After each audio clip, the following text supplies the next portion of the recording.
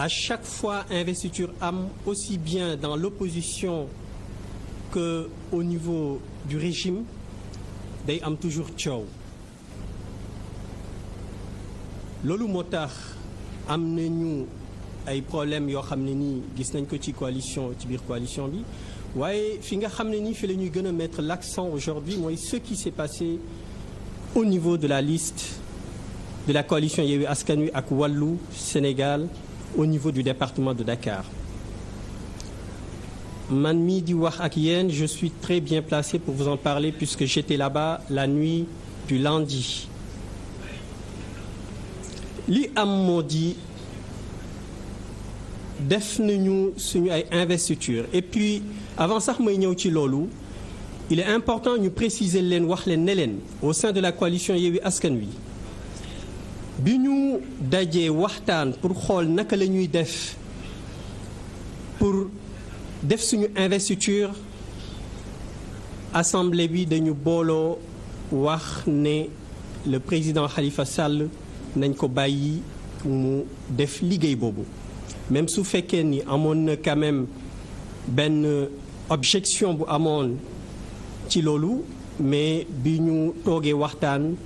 ñëpp ànd nañu wax ne nañu bàyyi le président Khalifa Sall mu def liggéey bi nga xam ne nii ñun ñëpp moom la ñu waroon def ñu di ko ci remercier au passage parce que nekkul loo xamante ne nii yomb na il aurait pu wax ni man certes leader u parti la certes bokk naa ci parti initiateur u coalition bi certes nekkuma candidat waaye soxlawul man may jël liggéey boobu di ko def waaye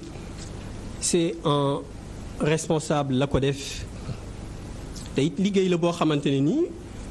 ba mu waxee ne dana ko def it bi nga xamante ne nii am na ay leaders yu wax ne ko boo defee ba pare da ngay ñëw rendre ñu compte mu ne leen déedéet temps bi xat na mënuma leen rendre compte su ma paree danaa ko jox le mandataire national mu dem déposer ko ñu ànd ci loolu ñun ñëpp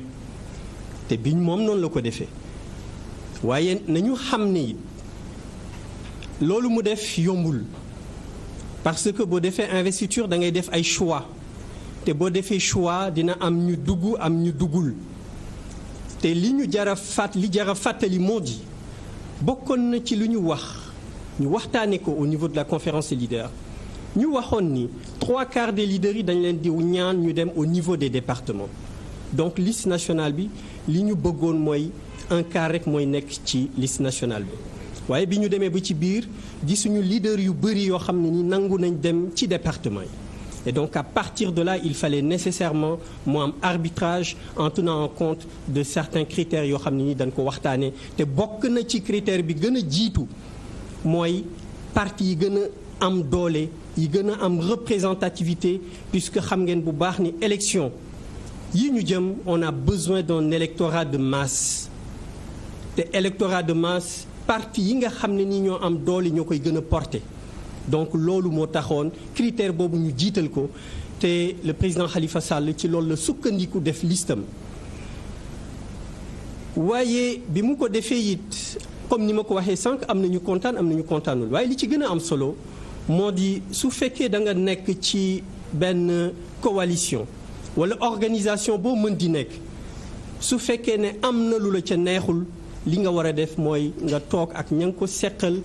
ngeen échanger nga wax leen li nga xam ne ni kontaanuloo ci donc rafetlu wuñu nag li nga xam ne ni suñu yenn camarades leaders def nañ ko puisque amoon nañu possibilité ñëw conférence des leaders wax li nga xam ne nii moo leen neexul noonu la mbir mi waroon demee te it beneen bi mooy nit soo ko joxee mandat mu def liggéey boobu même boo jàppee ne ànduloo ci même boo jàppee ne ni mu ko defee méngoowul ak yow ni nga ko bëggee woon balaa ngay génn ci mbedd mi di wax nga toog ak moom nga déglu ko ba pare am na foo xam ne nii fa la ñu war a waxee ak foo xam ne nii waruñu fa waxee fi ñu toll ci contexte politique Sénégal amul benn leader bu war a doxalin boo xam ne nii dafay fragiliser opposition bi dafay fragiliser coalition muy Benno Bokk Yaakaar muy Yewwi Askan Wi muy Wallu muy beneen coalition bu nekk ci opposition bi donc dañu war a boole suñu doole dañu war a jiital intérêt généralu askan bi ba nga xamante ni suñu ay intérêt partisan dañ koy teg de côté. donc loolu nekk na loo xam ne ni am na ñu ngi koy mettitlu waaye nekk na loo xam ne ni mënoon nañ ko regretter mënoon nañ ko éviter. donc suñu camarades yooyu ñu ngi leen di wax qu'ils reviennent à la raison parce que liggéey bi ñu bëgg a def ñun ñëpp ñoo ko bokk te li ñu ci yéene mooy ñun ñëpp ñu àndandoo defandoo ko ni nga xam ne noonu la ko askan bi bëggee. parce que coalition Yewwi Askan Wi bokkul nekkul ne rek purement ko moom wala Pastef wala Taxaw wala wala PRP wala PEM wala beneen parti. coalition Yewwi Askan Wi Sénégal ñoo ko moom et moomeel gi ñu ko moom wane nañ ko ci élection yi ñu génn. donc ñu ngi wax leader yi te it boo fekkee da nga nekk leader dafa am loo xam ne nii moom ngay ëppale ñi nga jiite mooy situation bu taxawee lu mu métti métti lu mu complexe da ngaa war a jël hauteur bu bëri jël hauteur ànd ak sérénité gérer sur situation boobu ba nga xam ne nii du am kenn ku mu gaañ ba nga xam ne nii yi askan bi nga xam ne nii moo tax ñun ñuy sacrifié wu suñu temps suñu moyen suñu matériel nga xam ne nii askan boobu dinañu gis seen bopp ci suñu doxalin.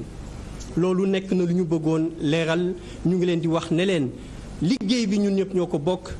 waaye seen doxalin nañ ko xoolaat ñëw duggaat génnewuñu sax nde ñoom waxuñ benn yoon ne dañoo génne coalition Yewwi Askan Wi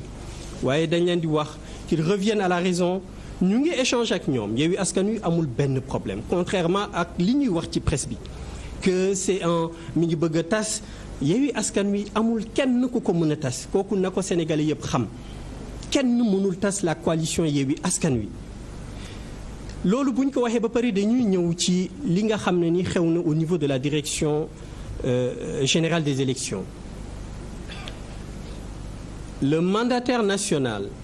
dem na ci guddi dimanche ak altine pour déposer dossier yi nga xam ne nii ñooy dossier candidat yi ñu investir au sein de la coalition Yewwi Askan Wi mu ànd ci ak wàllu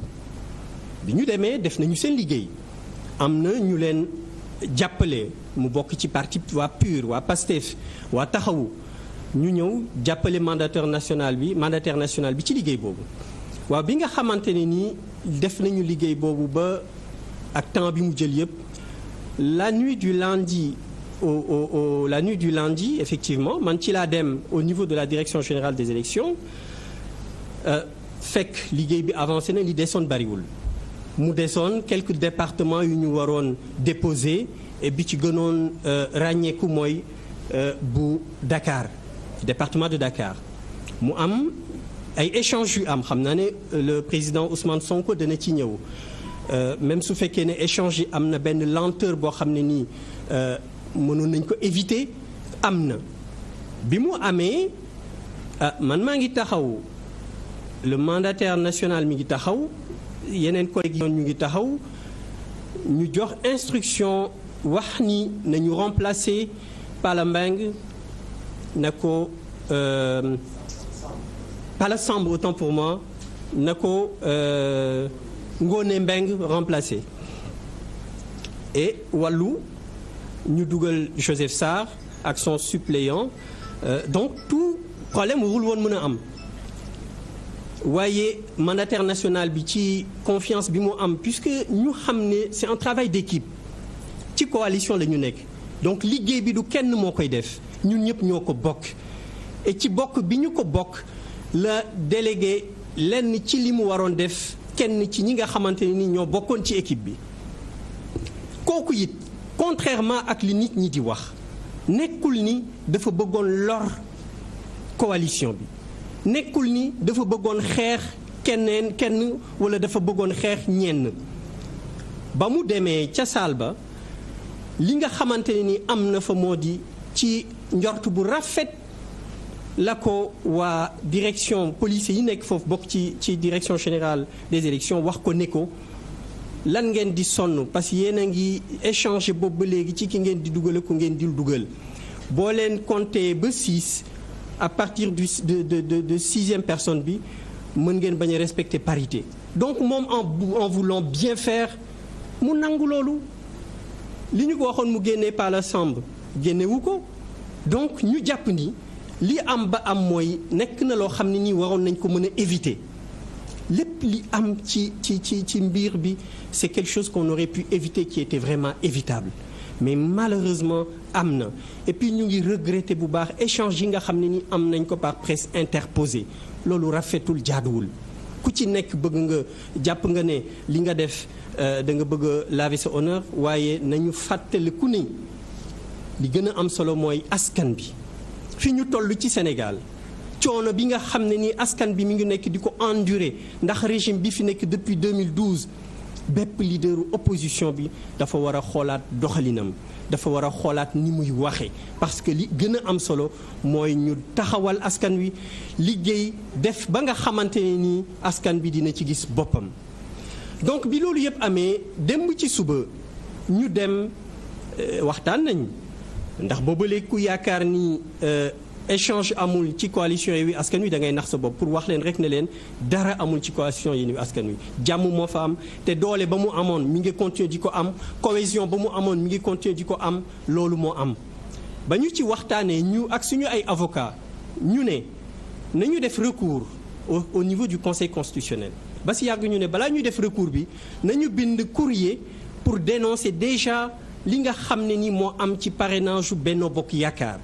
mooy mu nekk liste de parrainage boo xam ne nii ça doit être une liste qui est irrecevable puisque arrêté bi nga xam ne nii moo daté du 2 mars 2022 ñoom respecté wuñu ko ñu ne nag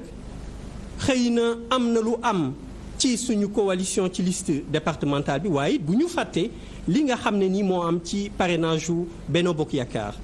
ci la ñu bind courrier wax adressé ko la commission bi nga xam ne nii mooy réceptionner dossier yi benn courrier bi beneen bi ñu adressé ko à la Sénat et à notre grande surprise bi ñu xëyee démb ma ànd ak le coordonnateur le mandataire national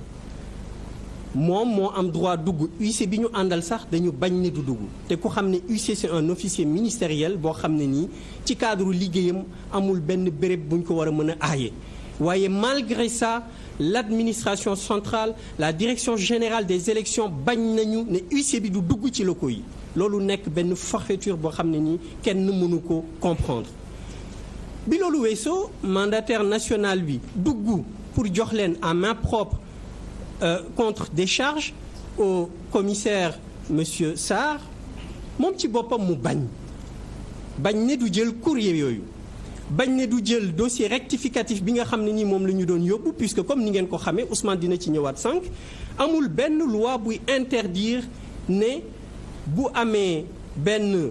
investi ci liste war na mën a démissionner wala war na mën a retirer boppam loolu amul dara lu koy aaye ba tax na ci loolu la ñu sukkandiku dem yóbbu dossier yooyu pour ñu jël ko en compte en même temps ñu fàttali leen ne leen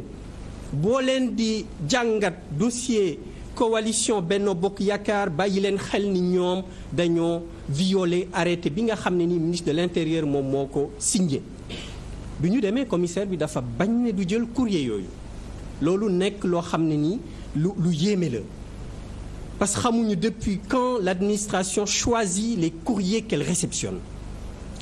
mu nekk lu doy waar te loolu li muy ñuy jàngal moo di ñoom seen état d'esprit moo di lu leen neex la ñuy def ndax président de la République moom moo ko wax nee na dina réduire opposition bi à sa plus simple expression donc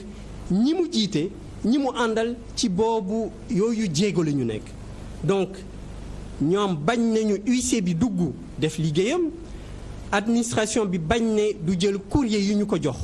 loolu mu nekk lu doy waar ñu bëgg sénégalais yépp xam loolu ba ñu fa jógee ñu dem Sénat gis président wu Sénat moom ba ñu gisee ak moom nangu na jël courrier bi il a été très cordial contrairement ak li ñu wan au niveau de la direction générale des élections donc loolu yëpp pour wax leen ne leen coalition Yewwi Askan Wi tey la gën a taxaw am na loo xamante ne ni dootu ko nangu ci échiquier politique bi parce que fi ñu jëm il faut Macky Sall ak ñi mu àndal xam ne du ñu leen bàyyi ñu def lu leen neex suñu yaakaaree ne dañuy continuer di opprimer les leaders politiques dañuy continuer di opprimer les Sénégalais loolu dinañu leen wax ne leen loolu dana dakk loolu dootuñu ko nangu te coalition Yewwi Askan Wi parce que bokk na aussi li ko gën a jaaxal lu mu xaarul woon mooy démarche bi nga xam ne nii Yewwi Askan Wi def na ko mooy def tout ba rassembler opposition bi musuñu woon xalaat ci taarix ne dinañu dem ba mën a signer ay accord ak la coalition Wallu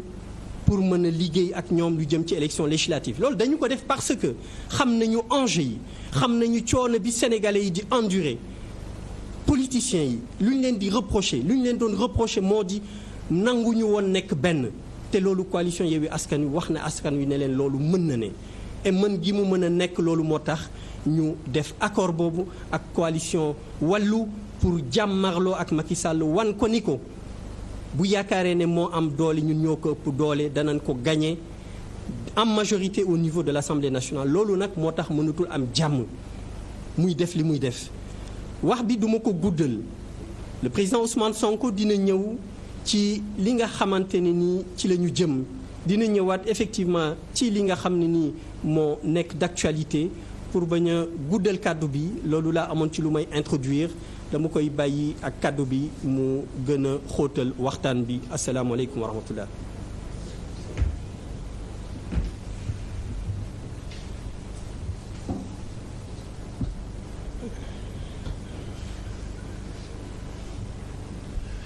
jërëjëf sëñ Cheikh Tidiane ñu ngi nuyu ñëpp di nuyu waa presse bi fi teew di leen masawu ndax buñ leen di yéegal waxtaan bi ak léegi defe naa gën saa gudd ñetti waxtu wala ñeenti waxtu la dem di am mbégte di nuyu ici ñuy seetaan ñëpp en direct moo xam ci télévision ci rajo wala ci internet bi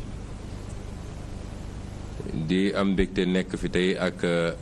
Cheikh Ahmed Tidiane Youm nga xam ne mooy coordonné le PUR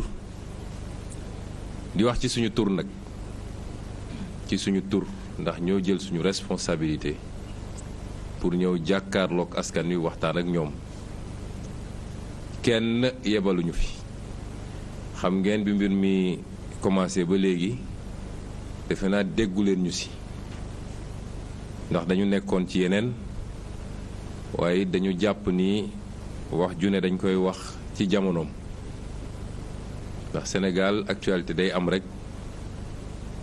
ku nekk ku xam ak ku xamul ku nekk daal di créer sa propre vérité bu dee nag da nga dugg ci cacophonie boobu rekk boo moytul sa baat kenn du ko dégg day doon une voix inaudible boole ko it ni baax na dara su amee nga bàyyi ba lenn daje ci ay mbir ci ay fait ni ko tubaab di waxee bi ñu jàppee ni nag wax jot na loolu tax man tey ma jóge fi ma newoon yegg si sànq jokkoo ci ak Cheikh Ahmed Tidiane moom mi si boppam mi ngi woon hors de Dakar ci benn dëj ñu daje fii pour waxtaan fii nag ñoo ko tànn ndax xam ngeen ni kenn ku ne ci ñun am na siège am waaye ñoo ñëw siège u taxawu ndax lan ndax symboliquement siège bi ak salle bi ñu ne dafa am loo xam ne fii lañ ko fase woon ci salle bi te foofu la ñu bëgg a tàmbale dinañu waxtaan ci ñetti pàcc bu ci njëkk mooy li nga xam ne xew na ci biir Yewwi ba tax ñenn ci kilifa Yewwi génn am lu ñu taxawee am lu ñu wax ñaareel bi mooy li xew ci dépôt liste yi ci boppam ñetteel bi nag te moo ñu ëppal yitte ñun mooy li nga xam ne moom la ñuy dëgmal ndax Macky Sall faaw ñu jàmmarloog moom loolu mënul ñàkk loolu moo ñu gën a yitteel fi mu toll nii donc pàcc bu njëkk bi dama bëgg a fàttali nit ñi nii fàttali ko sama bopp fàttali ko képp kuy leader te bokk ci Yewwi Askan Wi waaye fàttali ko askan wi it su dee jar na ko sax ndax dafa mel ni askan wi daf ñoo jiitu ñun ci li nga xam ne mooy mbébét ak projet Yewwi Askan Wi waaye damay fàttali damay joxe benn mandarga liste yi ñu fi annulé bëri na te du ay liste benn dëkk du liste benn département waaye liste nationale lépp ñu boole ko annulé ko ne sa parrainage matul pourtant coow li tollul nii de ñu ne benn liste Yewwi Askan Wi sur 53 xaw ma wala 54 boo ci boole liste nationale donte liste bu am solo la ndax mooy listu Ndakaaru waaye dañu ne benn liste Yewwi Askan Wi la Macky bu bëgg a naxasaayal coow li ne gàññ loolu day firnde benn mbir mooy fi Yewwi Askan Wi tollu réew mi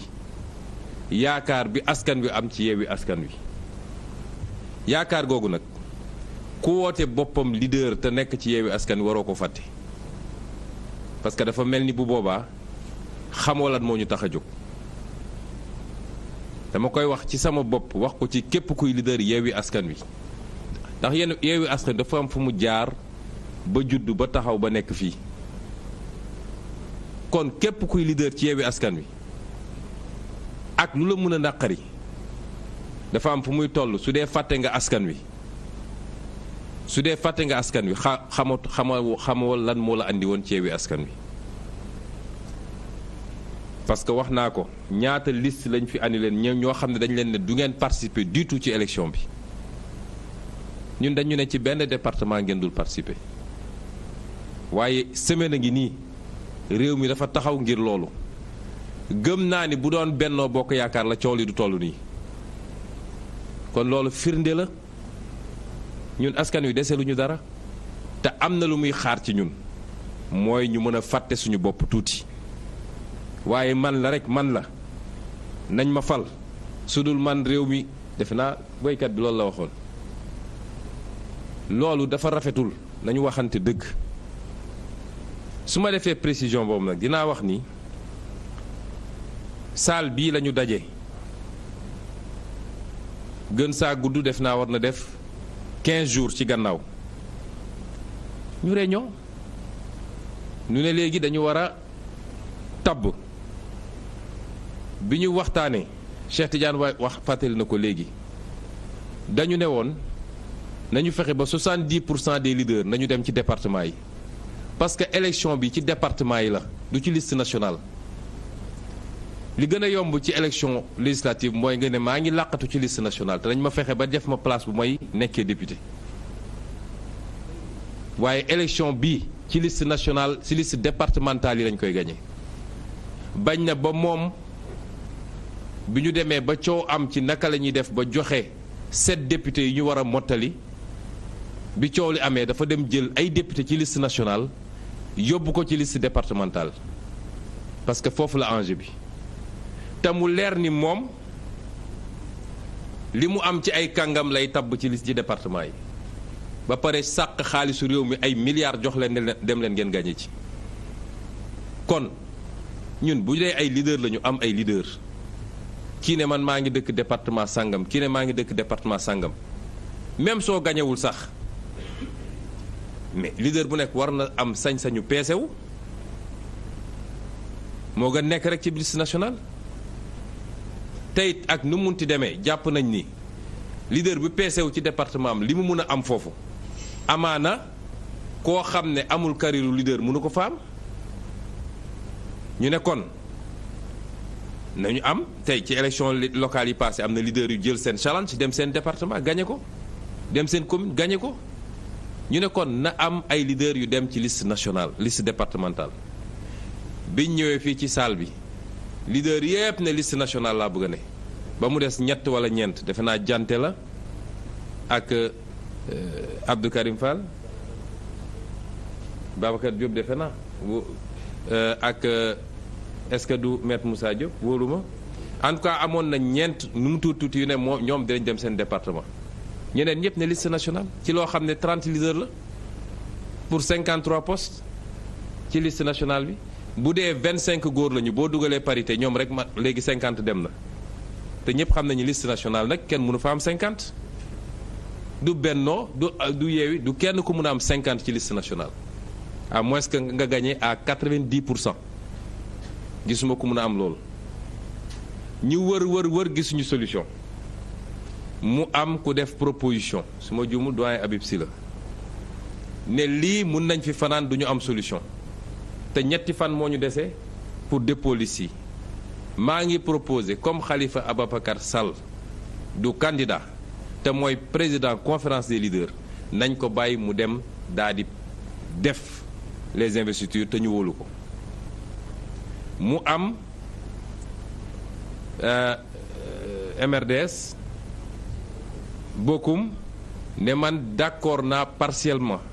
d'accord naa ñu jox ko mu dem préparer liste yi mais su paree daf koy andiwaat fii ñu xool bu ñu d'accordee déposer bu ñu d'accordul ba kii discuter Khalifa Sall ne leen confiance day mat wala du mat su ngeen ma joxee da ngeen may bàyyi ma dem def liste yi déposé waaye su dee ngeen ma war a delloo si fii ma bàyyi leen ak liste yi ngeen def ko ñu def tour de table mujj gi ñëpp dëppoo ni jox nañ ko pour mu defi liste yi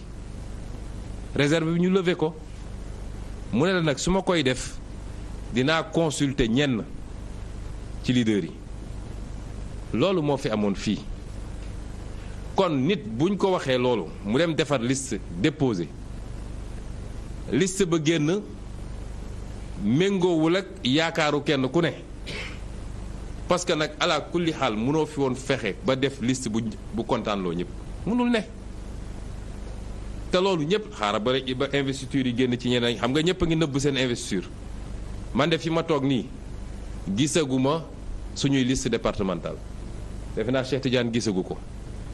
liste nationale bi ko gars yi fuiteloo mu génn ci laa woo Déthié Fall ne ko je veux voir la liste nationale ba xam ndax lii ma gis nii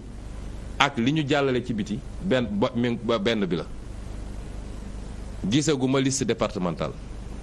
waaye liste yi bu génnee gisuma fan la coow di mucce peut-être ñoo xam ne ñoom amuñu problème mu surcharge dañuy wër sax ay nit yi ñuy dugal ñooñu duñu am problème boobu mais ku fi am coalition bu mag bu liste yi génnee coow li ne gañ kon loolu dafa ànd ak investiture kenn ku ne am nga lu la neexul ci investiture bi dañ koy wax ndax man mii bokk naa ci ñoo xam ne Khalifa Sall consulté na ma lu bëri lu ma ko waxoon lu ñu waxante woon gisuma ko ci liste bi ma jox leen ci ay mandarga waxtaan nañu ma ne ko leader sàngam je n'ai rien contre lui au contraire beaucoup d'admiration la am ci moom intellectuellement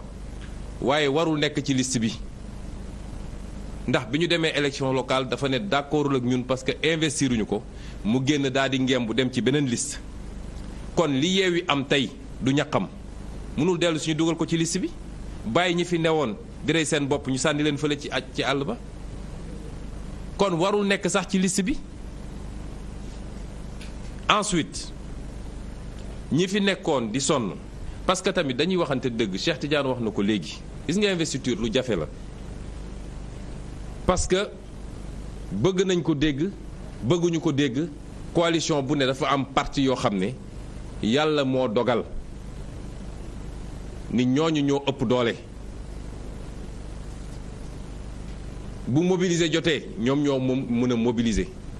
bu dem toog ci l'ensemble des bureaux de vote jotee ñoom ñoo mën a am l'appareil politique buy toog ci bureau de vote yi bu génne xaalis jotee ñoom ñooy génne xaalis bu campagne jotee ñooy mëne campagne bi kon dafay jaadu ñooñu tam bu desee lu dul def ay investiture ñu fexe ba seeni militant bañ a décourager muy lu jafe nag yéen ñëpp gis ngeen li xew ci élection locale yi bëri na foo xam ne mënoon nañ ko gagner mais on l'a perdu parce qu'on a voulu faire des équilibres militants yi ne la lii d'accord ma ci parce que kii xamuñu ko mësuñu koo gis fii ngeen xëy nañu moom ngeen di teg fii mais on a fait des efforts parce que ànd bu ne di nga essayer xam xool loo bàyyi kon parti yi nga xam ne tey ñooy tirer la coalition parce que c'est ça loolu nag yàllaa ko def bu ñuy def investiture dañ leen war a sédd dañ leen war a jox loo xam ne dina mën a sax tax ñu layoo ba appareil bi topp moom it parce que appareil bi su toppul du ñu am dara tous duñ ko am loolu jaadu na. On dit que telle personne n'est même pas leader, on l'a placé avant tel ou tel autre.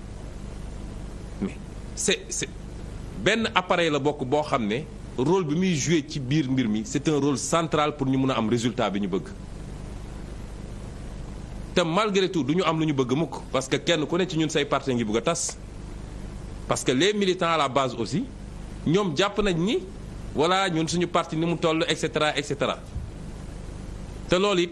leader bu ne da ko war a bañ ak ay militants am na loo war a fexe ba yóotu c'est normal mais bul nangu mukk say militants bëgg la gëmloon da nga war a jël lépp parce que suñu amul woon besoin def coalition kenn ku ne bu wóoloon ni moom mun na demal boppam moom dong jarul ngay dem coalition mais doone damay ànd ak nit ñi ba pare ñëpp dama leen ni wéq ñu dem fële man ma dem man dong donc loolu it ñun waruñu koo nangu suñuy militants bu li sii génne di ngeen gis coow li bëri maa fi njëkkoon maa fi defoon li maa fi la te amul lenn loo xam ne dafa méngoog li sénégalais di xaar ci ñun waaye maa war a falu loolu rek mooy coow li man la sudul man réew mi tas na parti bi tas na dem naa sama yoon pression yooyu souvent les leaders di subir mooy andi yu bëree bëri te nañ ko gis après mais comment trouver le juste équilibre muy exercice bu jafe donc ñu waroon def investir ci base boobu beneen mandarga bi ma mun a joxe man dama jàppoon ni bu ñu génnee ci loolu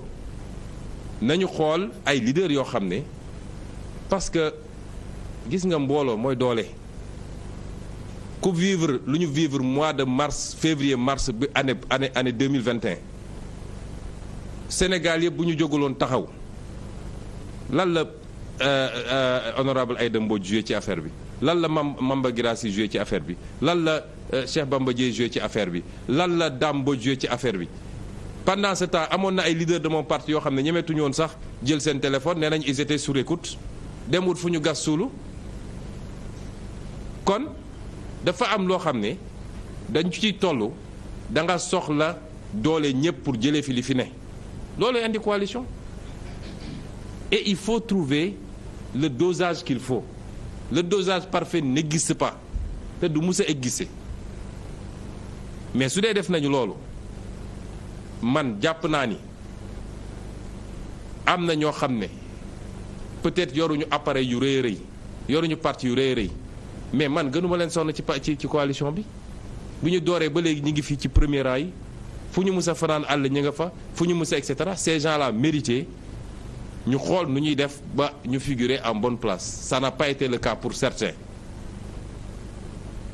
ci ñiy ñëw te di bees man jàpp naa ni ku mel ni Dame Mbodj su taxawoon assemblée mais c'est un bon député te je l'ai défendu et j'ai été surpris de ne pas le voir sur les listes kon kenn ku ne ci ñun am nga lu la neexul ci liste bi dañuy waxante dëgg rek kenn ku ne am nga ko mais est-ce que mun na justifier ñu ne tey ñu tas coalition bi bu dee Sénégal moo ñu tax a jóg parce que Sénégal jeexul de commencé gul sax te bu ñu yàlla mayee ñu egg fi ñu bëgg a yegg bu dee servir rek moo tax nit ñi jóg liggéeyal askan wi ba dugg boîte vocale comme disent les gosses mais il y aura de la place pour tout le monde kon bu ñu génnee ci loolu man dama jàpp ni kenn ku nekk ci ñun kuy leader war nga ànd ak tey ak dal d'accord naa nga exprimer sa frustration dégg naa ñu ne Ousmane Sonko dictateur la dafa génne nit ci groupe WhatsApp bi leader bu ne dafa mer amul lu muy def lu dul bind naan l'ancien pensionnaire de Rebeuss voleur de riz et de mil dama lay génne ci groupe bi duma ci waxaale parce que c'est incorrect kooku démb ak barki démb xama woon loolu ci moom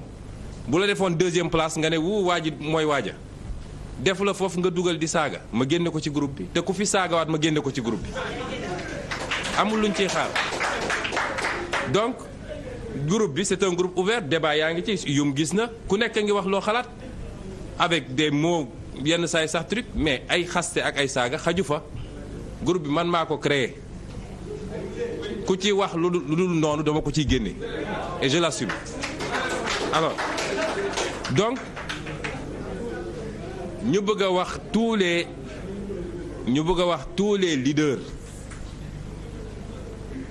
les leaders nañu delloo ci seen xel askan wi dafa am yaakaar ci Yewwi Askan Wi te Yewwi Askan Wi nag dara mënu koo tere continuer nekk li mu nekk bu soobee yàlla dara bëgg nañu ñëpp ñu dajal leen continuer liggéey gën a yaatal sax mënuñu téye ko bëgg a dem déggaguma ku ne démissionné na déggaguma ko peut-être am na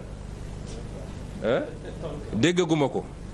mu des nag naka la ñuy waxee nañ ko teg ci yoon nañu toog ñu waxtaan et qu'on laisse de côté les procès d'intention su doon man maa def investiture yi tey coow dina am parce que dina am ñu dul d'accord kenn kuñ ko joxoon ci ñoom coow dina am parce que dina am ñu dul d'accord kon projet la ñu am nañu continuer liggéey dans le cadre de ce projet moom mooy premier bi ma bëggoon wax ñaareel bi mooy li xew keroog bésu dépôt liste yi man j'étais à Ziguinchor Cheikh Ahmed Tidiane mu nga woon foofa man biñ ma woowee vers 18h yéegal ma ni lundi 18h yéegal ma ni problème dafa am ci Dakar mbir mi daf ma bett parce que man jàpp moon ni pour man instant boobu nit ñi génn nañu DG ba ñibbi parce que ku dugg 20h ou 21h la veille ba 18h le lendemain bi ñu ma woowee ne ma problème dafa am ci liste Dakar bi man je n'en revenais pas Khalifa Ababacar Sall moo ma woo ne ma problème am na ci 7 députés Dakar yi te li andi problème bi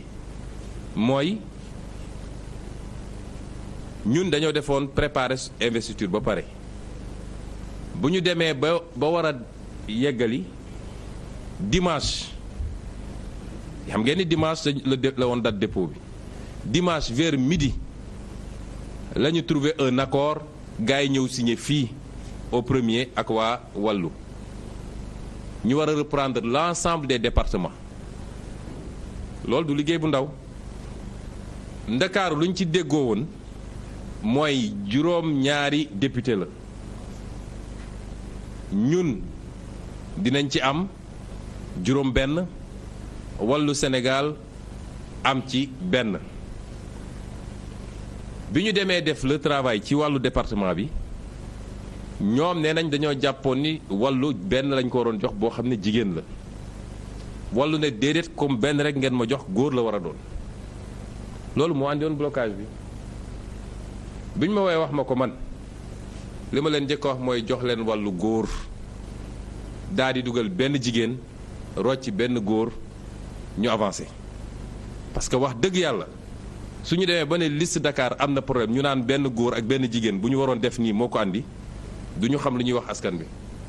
donc génne leen benn góor loolu 18h ba 23h et quelque ci loolu lañ ne woon ñu ne dama dégg ñu bëri ne Khalifa Ababacar Sall moo ko def moo ko tey te dafa bëggoon piéger parce que Barthélemy la bañ mu def lii et cetera loolu dara du ci dëgg dara du ci dëgg te dama leen ci wax ay firnde yu leer vers 20h bi ma waxee ak Khalifa dama ko ne Khalifa diggante Babacar Mbeng ak Pala Samb génne ci kenn nga dugal benn jigéen ñu dem déposer liste bi mu ne ma il faut ma waxtaan ceeg Barthélemy Diaz parce que Barthélemy Diaz tient à avoir ses 3 députés, ses 3 hommes à Dakar 21h ma woowaat ko ne ko est-ce que réglé ngeen ko mu ne ma xaaral ma woo Barth mi ngi woo Barth def ko haut-parleur maa ngi koy dégg bi mu ko waxee Barth daf ko ne mënuñu changer parce que fi ma ko teg mooy dama soxla ñu may jàppale ci campagne bi Dakar il faut ma am ay maire yoo xam ne mën nañu xeex te dinaa mun a ànd ak ñoom ci campagne bi donc su ngeen ma génneelee maire yooyu dinaa am problème pour battre campagne. ma ne ko Khalifa raccroché s'il te plaît mu raccroché ma ne ko waatal Bart nga dugal ma bi mu woowee Bart dugal ma li ma la wax nii c'est 21h et quelque lundi ma ne ko Barthélemy génne leen benn góor ngeen dugal benn jigéen parce que du ñu liggéey li ñu liggéey ba egsi fii ñu naan ñu benn góor ak benn jigéen ñu nar a yàq suñu liste. Et li ma la wax nii c'est pas une consultation parce que doo leader c'est des leaders qui décident ici. li ma la wax c'est une décision on va sortir une femme un homme et on va mettre une femme ñu waxtaan mu ne ma d'accord na nañu xool léegi moom Khalifa na woo Paa la pour wax ko ñu arrêté loolu bi ma toogee ba 22h il y a pas d'évolution j'ai appelé Déthié Fall ma ne ko Déthié non yum mii moom ma woo il était à la direction générale des élections mu ne ma il y a un problème et cetera ma ne ko passe ma Déthié il me passe Déthié ma ne ko Déthié génneel un homme nga dugal une femme tu déposes la liste parce que tamit nag coalition bi diw moomu ko diw moomu ko fait ça ñu avancer il me dit écoute nañu xaar tuuti comme dañoo ànd bu rafet ba fii nañu xool nu ñuy def ak suñu nos amis de taxawu pour bañ mu mel ni dañoo wañ seen loxo forcer leen def affaire bi ma ne ko léegi Déthié suñu toogee ba 23h30 minuit waa taxaw décision qu'est-ce qu'on fait mu ne boobaa je prends mes responsabilités je fais ce que j'ai à faire je dépose ma ne ko d'accord noonu ba Khalifa vers 23h et quelques mu ne ma on a trouvé un accord on va sortir par là et on va mettre Ngoné Mbengue lii soo gisee ma wax ko c'est pas que dama bëgg a nettali ay affaire u biir mais dama bëgg ñu génne lenn mooy les gens de mauvaise foi nga xam ne duñu wax dëgg mukk ak nu ñu def ba yàq jàpp nañ ni mun nañu féewale Barthélémy Diaz ak Khalifa Sall wala Ousmane Sonko ak Khalifa Sall dégg naa ci kenn koo xam ne dafa fen a fen ba ñuul kukk ngeen jéggal ma ci kàddu gi kilifa yi du mu mus a wax ci àdduna ba suba ba ngoon jot du dëgg naan Sonko a dit à Khalifa allez-vous xam nga mag mu toll noonu nga xam ne tey li la dese ci dund li nga dund moo dese la dese dund ngay wax loo xam ne dara du ci dëgg kon ñooñu laa bëgg Sénégalais yi xam ni fii problème amu fi lii rek la du benn complot du loo xam ne Macky Sall moo jënd Massamba wala Mademba amul ci Yewwi Askan Wi du loo xam ne lu ñu complot la pour casser la carrière de X ou Y amu fi kenn ku nekk c'est de bonne foi Khalifa a tardé à prendre une décision parce que dafa bëggoon waxtaan ak Barthélemy ba ñu déggoo Barthélemy a tardé à lâcher parce que dafa jàppoon ni équipe bii la soxla pour mun a gagner Dakar c'est tout amu fi leneen mais ku nekk yor sa làmmiñ mbër et puis nos adversaires la foog ni mën nañu jaxase Yewwi Askan Wi laaj leen kan mooy nu mu tudd Saliou Sarr ñoom dinañu am lu leen doy ñu ngi ñëw ci loolu kon lii moo fi xew il n'y a pas de problème entre Khalifa Sall ak Barthélemy avec entre Ousmane Sonko ak lii certes il y a eu de la négligence humaine certes il y a eu des erreurs et nous les assumons mais de là à vouloir yóbbu affaire bi fenn loolu amu fi et tout ce procès qu'on est en train de faire à Khalifa Sall il faut que ça s'arrête c'est faux nit ñi mun nañu bañ a kontaan ci investiture yi mu def ça c'est autre chose mais wax ni dafa jaay liste bi dafa lii dafa laa loolu amu fi la ca des nag ba ñu demee ba décider ne dañuy dem déposer la xew foofu direction des élections foofu it erreur humaine la parce que boobu ñoom def nañu 24 heures foofu plus de 24 heures ku dugg 20 heures ba le lendemain 23h45 nelawuñu lekkuñu lu baax sonn nañu ba pare nag ñëw taxaw ñu ne leen ah lii de lu mën a nekk la kon loolu c'est une erreur humaine. Déthié Fall kenn mënu ko remettre en cause en tout cas man il a à 500% ma confiance et mes remerciements parce que nag nit ñi xaaruñu lu dul erreur am ku nekk di wax waaye Déthié Fall moo yoroon suñu investiture élection locale yi. souvenez 70 listes yoo xam ne daw na suba ak ngoon ànd ak avocat yi bi sous-préfet ak préfet ak ñoom ñëpp def seen gàngoor googu di yàq suñu kii suñu liste yi kooku mënuñu xëy tey depuis combien de temps la nelawul siège am lay fanaan ànd ak informaticiens yi depuis parrainage ba ni ñuy déposer liste yi ba ni may wax ak yéen nii ma nga ak avocat yi ñuy préparer des recours les gens sont tranquillement dans leur salon taal seen truc yàkkamtuñu lu dul erreur bu ndaw am ñu loo mës a def ci àdduna baaxatul il faut qu'on arrête ça. D'accord, erreur am na négligence am na peut-être même naïveté am na mais loolu mun na dal kenn ku ne ci ñun ça ne remet absolument pas en cause ni l'intégrité ni l'engagement ni la probité ni la détermination des gens et ils ont besoin du soutien de l'ensemble de la coalition et de tous les Sénégalais parce que pièce indispensable lañ ci coalition bi. Je dirais la même chose pour Saliou Sarr et ce qui est déplorable c'est que ñu du génn ku nekk di wax parce que ñun ñëpp demandé woon nañ leen man woo naa Saliou Sarr wax ak moom ba mu ne ma may naa la ko du ma wax le lendemain mu wax on a fait la même chose avec Déthié ça on le déplore mais nit ay nit la loolu mun na am Saliou Sarr il est depuis les locales ba léegi investiture locale yi il a passé au moins une semaine boo xam ne nuit blanche lañ doon def siège ba pour def les investitures ba tey jii je ne remettrai jamais en cause l'intégrité et la probité de ces gens-là mais li am na est-ce pour autant qu'on a perdu notre liste absolument pas foofu nag laay wax ak sénégalais yi ñun loolu moo ñu intéressé l'erreur humaine passé na mais qu'on me sorte une seule disposition de la Constitution ou de la loi électorale bu wax ni avant le début des contrôles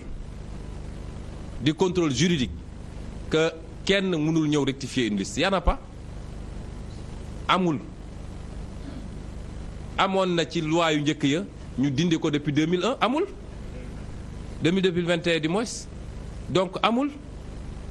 la direction générale des élections bu ñu fontoo nit ñi parce que administration suñu la andilee courrier da nga koy jël amoo droit ne du ma jël courrier bi même sooy instruire après ne ko rejeté na depuis quand l'administration vous amène un courrier nga ne du ma ko laal l'administration par essence qui est au service du citoyen andi courrier nga ne du ma ko jël est-ce que am nga sañ-sañ tey yow dem trésor wala douane wala impôt doon andi sa benn courrier adressé ko directeur général des douanes ñu ne la duñ ko jël dañ koy jël même suñ la dul tontu wala même suñ koy rejeté mais dañuy jël courrier bi au nom de quoi commissaire Sarr ne moom du jël courrier bi loolu voie de fait la déni d'administration la et c'est très grave et nous les poursuivrons pour cela parce que c'est très grave ce qu'ils ont fait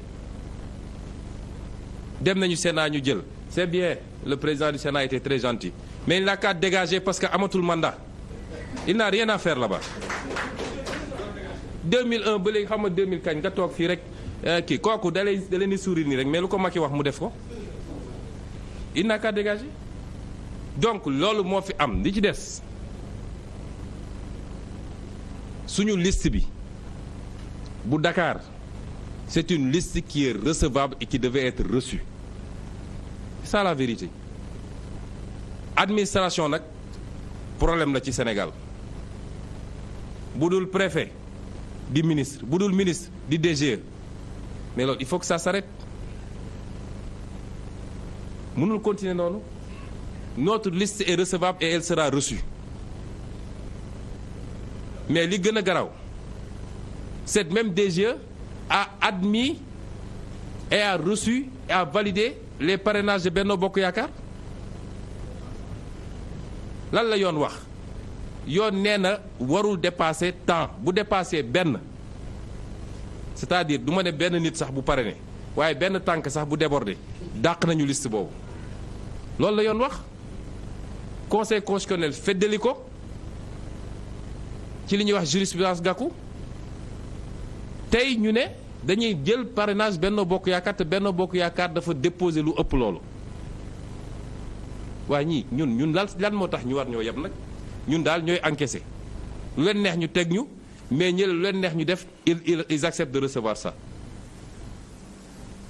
moo tax ñoom ñi ngi fële ak avocat yi di bind ay recours man gëwuma seen recours yooyu de conseil constitutionnel bi suba nag union des magistrats nañu génn mbër bu ñuy dem di leen noggatu ba di filmer seeni audience di seeni audition du ñu génn wax gis nga réew mi suñu moytuwul administration justice ak Macky Sall ñoo ko nar a taal ma wax ko ñëpp dégg ko nag parce que doole gi ñuy jaay nit ñi mun nañ ko jënd ëpp ñu ci réew mi de ëpp ñu doole te xam nañ ci dara fit bi ñuy jaay parce que ñi ngi làqatu ci gannaaw alkaati te nañu fexe nag bis bu ñu ñàkkee nguur nañu am ngor ñun nii ñu ñemee taxaw ak ñoom ñu yor nguur yor justice yow lépp ñuy xeex ak ñoom bu fi kenn dem ci sëñ si naan daf maa bëgg a tëj de yëfu yàmbar yooyu amatu fi de ils n'ont qu'à encaisser xëy wër ci rajo yi télé yi di saaga nit ñi di wax parce que yaa ngi làqatu ci gannaaw alkaati yaa ngi làqatu ci gannaaw justice yaa ngi làqatu ci gannaaw Macky Sall loolu yëfu buqat la ñun nag li ñuy wax dafa leer te li may wax nii Yewwi ak Wallu la concerné parce que sacrifice yi ñu def alliance bi ñu def ak Wallu c'était pas évident du tout ndax ku fi nekk rek xam nga ni ñoll yu am ci diggante yi xaw naa bëri li nga xam ne mënoon a nekk ay obstacle bëri na waaye bu ñu demee ba def ko dafa fekk dem nañ ba gis ni réew mi moo ñu war a gënal suñu bopp téeméeri yoon te il faut ñu sauver réew mi alliance boobu nag la Macky Sall bi mu ko yéegee defe naa nelawatul lekkatul alliance boobu la foog ni mun na ko gàkkal mun na ko galgal ci lii mu def nii moo tax dama wax ni Yewwi ak Wallu laa waxal ndax Yewwi ak Wallu bu ñu amee seen fulla Macky Sall xajuñu ci moom Benno Bokk Yaakaar xajuñu ci ñoom ñoo xam ne pour ñu génne ñetti nit fii foo ñu génne xaalis bu dul jeex ñun bu ñu taxoon fii woote ndaw yëpp génn bokkuñu sàcc xaalis jënd ay militant génne ay kaar bokkul ak koo xam ne tey soo wootee askan wi doylu la génn uysi la ñaar yooyu bokkuñu bu ñu amee suñu fulla liste Dakar nañ ko dugalaat waaye bu ñu amee suñu fulla Benno Bokk Yaakaar warul participer ci élection yi coow li loolu la Benno Bokk Yaakaar dafa warul participer keneen ku mu doonoon fii ci coalition bu Sénégal doo participer ci élection yi pourquoi Benno gis naa ay soi-disant analyste ak Sénégal ñi ko gën a yàq nag xaw ma société civile la ñuy woot seen bopp xaw ma di wër télé di wax lu dul noonu suñ leen joxee xaalis rek ñu yor seen làmmiñ di mbër-mbëri du ñu wax mukk dëgg ñu naan ay nañu ut solution nañu truc bu dee dañu war a nañu bàyyi liste Dakar pour mun a justifier nu ñuy bàyyee liste Benno Bokk Yaakaar kon ñi ñu bloqué yëpp ci parrainage nañu leen bàyyi ñu ñëw la loi c'est la loi ku mu doon rek dafa war a dal sa kaw ni muy dalee ñëpp Benno Bokk Yaakaar warul participer ci élection yi su dee nag Sénégalais yi li ñu yaakaar ci ñun ak fi ñu bëgg a jëme ak ñun am na fu mu leen yegg li ma leen wax dafa leer gis nga Macky Sall xamul waxtaan xamul waxaale rapport de force la xamul leneen li ñu foog ne lii dina ko arrêté ni mu koy defee la koy defee ba mu jeex joxe na instruction ba conseil constitutionnel nag les soi-disant sages bu ñu jógul jël suñu responsabilité jàmmarloog moom li muy def dina ko def daa di ëldëb assemblée nationale bi daa di préparer 3e mandat loolu moo fi des moo tax li ma wax wàllu Sénégal Yewwi Askan Wi ak l'ensemble du peuple sénégalais parce que nag yaakaar gi peuple bi amoon mooy enfin depuis 2012 élection bu jaar yoon dina fi am et pour la première fois cohabitation dina am Sénégal comme ça risque de se passer en France loolu la Macky Sall bëgg a compromettre loolu du mbirum Ousmane Sonko de du mbirum Cheikh Tidiane Youm du mbirum Massamba ak Mademba mbirum sénégalais yi la sénégalais yi ñoo warul nangu une élection au Sénégal sans la liste de Yewwi Askan Wi à Dakar foo gagné barki démb avec ñoom ñi ngi am xam nga lan 80 000 voix yow nga am 180 000 voix ñu bëgg la ko foqati tey ci caaxaan loolu ñun ñoo ko warul nangu kon ñu ngi gërëm ñëpp di leen sant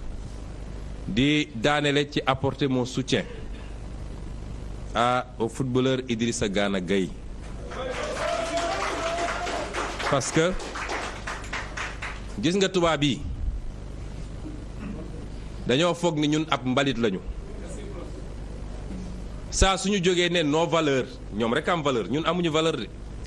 la ñu xalaatoon bi ñuy ñëw fii di ñu coloniser nañuy ñëw pour civiliser ñu ba léegi ci loolu lañ nekk ñoom ñooy les nations des droits de l'homme ñoom ñoo am ay valeurs tey il faut ñu imposer ñu góor jigéen soo demee seen dëkk ne am naa ñaari jabar ñu ne la ci biti ñoom rek am valeur ñun amuñu valeur ba kañ lii mu def nag courage la ñun ñëpp sans distinction de religion ñun ñëpp dañ ko cee war a jàppale ne serait-ce que parce que ñoom suñuy woote droit de l'homme mooy kenn ku ne ñu respecter ses convictions am na sañ-sañ ne lii dëppoowul ak sama conviction du ma ci bokk saagawu leen xuloowul ak ñoom xeexul ak ñoom waaye damay téye sam bopp kon ñu ngi koy féliciter di ko encourager di ko apporter tout notre soutien di jox nit ñëpp nag daje ëllëg au tribunal de Dakar pour le verdict du procès de Barthélémy Diaz, maire de Dakar et ma wax nag ni il restera le maire de Dakar s'il plaît à Dieu parce que dégg nañu Macky Sall mu naan xam lan le maire qui fait pas ça il révoque le premier maire de Rewmi qui révoque il sera révoqué dans les 24 heures moom Macky Sall parce que moomul nit ñi dañ ko fi bàyyi en sursis lañ ko fi bàyyi il n'a qu'à révoquer un maire de Yewwi Askan Wi loolu la ñu bëggoon wax di leen gërëm di leen sant di jéggalu ci guddee bi merci.